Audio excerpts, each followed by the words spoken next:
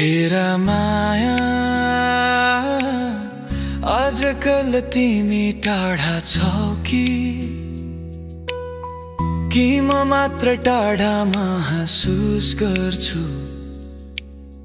केही कुरा तिम्रो आँखामा पहिले जस्तो देखिँदैन। यही कुरा मनलाई भित्र भित्रै कटकडाउँछ। तिमी फोन उठाउँदा आवाज अलि बदलिन्छ। कसैको नाम आयो कि तिम्रो नजर भटकिन्छ। यो सब कुरा मनलाई तनावले भरिदिन्छ।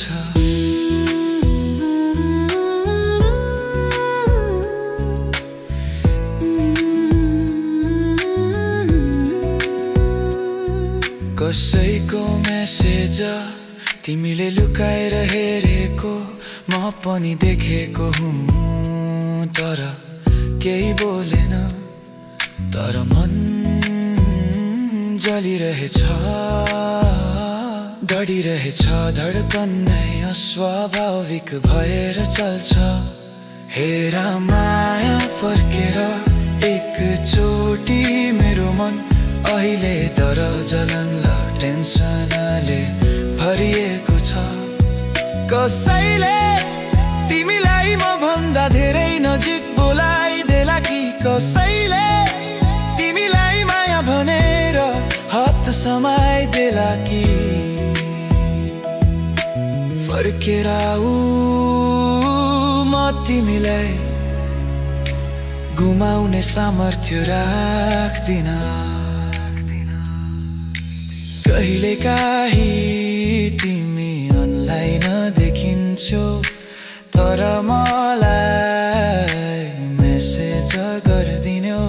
त्यसपछिको 5 मिनेट मेरो मन पागल झैं चिन्ताले धाउँछ। कसैसँग हाँसेको फोटो, कसैसँग नजिक बसेको क्षण। साना साना कुरा पनि मेरो मनलाई अग्नि ज्वाला झैं जलाइदिन्छन्। सुन माया म तिमी माथि शंका गर्न चाहन्न। तर भावनाले थिचेर कहिलेकाहीँ कसैलाई पनि हार्न डर लाग्छ। विशेष गरेर तिमी जस्तो मान्छे जहाँ गए पनि चम्किने म डराउँछु। कसैले तिमीको कमजोरी, तिम्रो मिठास, तिम्रो बोली र तिम्रो हाँसो सबै आफ्नो नामले लेख्ला कि भनेर। हेरा माया फर्केर एकचोटि एउटी नजरले मात्र मलाई फेरि शान्त बनाइदेऊ। म अहिले डरले कापिरहेको छु। कसैले तिमीलाई मबाट छोडेर लैजान खोज्ला कि भनेर।